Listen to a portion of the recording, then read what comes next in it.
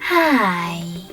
In front of me is WIKO U Pulse, and today I would like to show you how you can reset sound.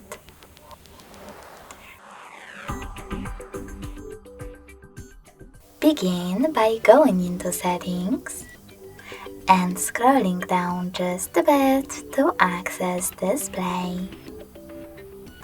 After that, scroll down again. Click on Font Size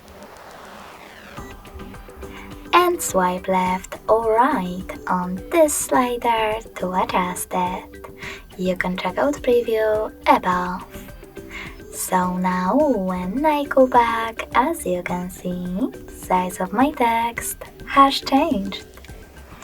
Thanks so much for watching. If you enjoyed this video, don't forget to leave a like, comment and subscribe.